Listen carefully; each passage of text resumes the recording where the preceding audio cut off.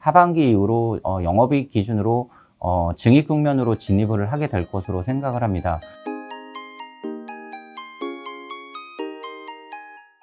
안녕하십니까. 하나증권 리서치센터에서 자동차 업종 담당하고 있는 송선재 애널리스트입니다. 오늘은 자동차 업종 전반적으로 실적 피크아웃에 대한 우려가 좀 있는 것 같은데, 이와 관련해서 말씀을 드리도록 하겠습니다. 실적 피크아웃 우려의 가장 큰 이유는 2분기 실적이 서프라이즈를 냈기 때문입니다. 현대차와 기아의 2분기 영업이익은 현대차가 전년 동기 대비 58% 증가한 2조 9,800억, 기아가 50% 증가한 2조 2,300억을 기록을 했습니다. 이런 상당한 폭의 이익 증가는 대부분 판가 인상과 인센티브를 포함한 믹스 개선, 그리고 환율 효과와 같은 가격 요인들이 기여를 많이 했습니다.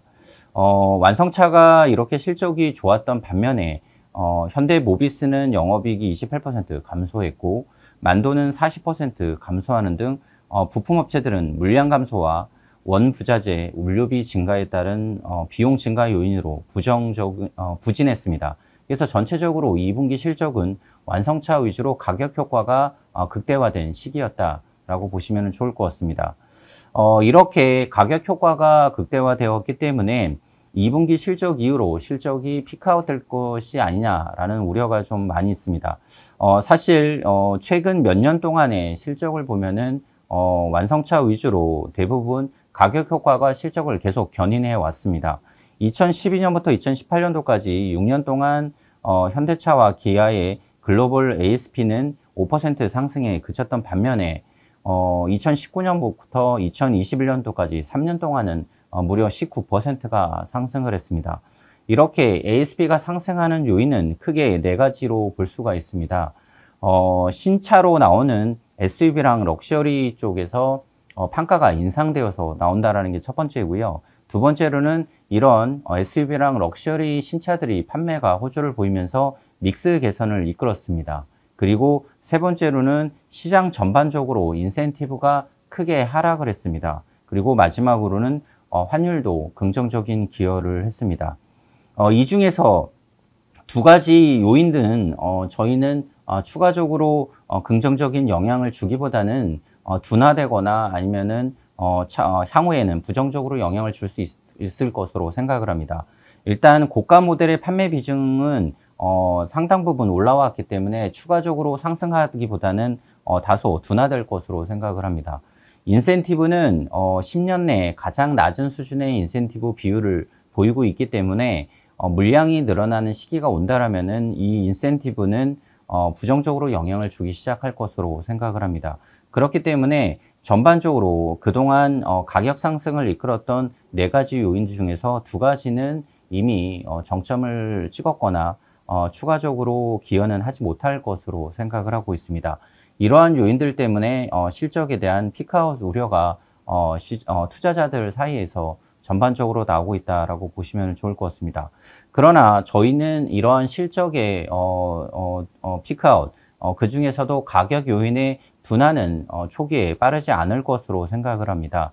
일단 시장 내에 대기 수요가 상당히 많이 있습니다. 저희 판단으로는 최소 6개월에서 한 8개월 정도의 대기 수요가 시장에 있기 때문에 이러한 대기 수요가 충분히 소진되기 전까지는 자동차 업체들 입장에서는 가격 경쟁에 나설 이유가 별로 없다라고 생각을 하고 있습니다. 두 번째로는 판가가 높은 전기차의 비중이 계속 상승하고 있다는 점도 주목하시면 좋을 것 같습니다. 2017년부터 2020년도까지 현대 기아의 전기차 출하 비중은 2% 정도에 채 못 미쳤습니다. 하지만은 최근에는 이 7에서 8%까지 올라오면서 전기차의 비중이 상당 부분 올라왔습니다. 이 전기차가 동일한 세그먼트 기준으로 내연기관 대비 1.2배에서 1.5배 정도의 가격이 높다라는 점 감안하게 된다면은 이러한 전기차의 비중 상승은 당연히 ASP에 기여할 것으로 생각을 하고 있습니다. 또한 이러한 실적 피크아웃에 대한 우려 중에 하나가 금리 인상과 같은 거시경제의 부정적인 효과로 인해서 자동차 수요가 부정적인 영향을 받을 수 있다 라는 우려감으로 생각합니다. 사실 이런 금리는 할부 비중이 높은 미국과 같은 국가에서는 부정적인 영향을 줄 수밖에 없습니다. 하지만은 저희는 앞서 말씀드린 것처럼 대기 수요가 상당히 많다라는 점을 좀 주목하시면 좋을 것 같습니다. 미국 시장에서 평균적으로 월별 재고는 한 100만 대 정도가 시장에 계속 유지되었던 것이 정상적인 상황입니다. 하지만은 최근에는 시장 내 재고가 급격하게 떨어져서 10만 대에도 채 못 미치는 수준까지 재고가 낮아져 있습니다. 이만큼 재고가 없다라는 점은 시장에서 팔 물건이 없다. 그렇기 때문에 초과 수요인 상태이기 때문에 현재 자동차 수요가 일부 금리 인상에 따라서 위축된다고 하더라도 여전히 수요가 공급 대비 많은 상황이 이어질 것으로 생각을 합니다. 그래서 저희는 이런 금리 인상과 같은 거시적인 변수가 수요에 미치는 영향은 당장이 아니라 앞서 말씀드린 것처럼 대기 수요가 충분히 소진된 6개월 이후가 될 것으로 생각을 하고 이는 당장의 판매 감소보다는 내년 이후에 잠재 수요를 둔화시키는 요인으로 작용할 것으로 생각을 합니다. 또 하나 좀 주목하실 점은 저희가 이 실적 피크아웃을 논하기 위해서 가장 많이 이야기를 하는 것이 가격 효과인데 사실 이 가격 효과가 둔화가 된다고 하더라도 완성차들의 실적이 바로 부러지는 것은 아닙니다. 왜냐하면은 물량 효과가 충분히 가격 효과의 둔화를 상쇄할 수가 있기 때문입니다. 최근 1, 2년 동안은 물량이 상당히 부족했습니다. 차량용 반도체 부족에 따른 공급 부족이 상당히 판매에 부정적인 영향을 주었는데 최근에 반도체 상황이 조금씩 개선되면서 하반기 이후로 물량이 조금씩 늘어날 것으로 생각을 합니다. 이렇게 물량이 늘어나게 된다라면은 가격이 일부 둔화가 된다고 하더라도 충분한 매출액을 발생시킬 수가 있고 이러한 매출액이 결국은 고정비를 어느 정도 커버를 하면서 전체 수익성을 갖다가 견인할 것으로 생각을 합니다. 그래서 가격의 둔화는 물량 효과에 기반한 레버리지 효과가 충분히 상쇄할 수 있다라는 점도 염두에 두셔야 될 것으로 생각을 합니다. 그래서 저희는 결론적으로 말씀드리면은 실적인 피크아웃 하기보다는 하반기에도 견조하게 나올 것으로 생각을 하고 있다.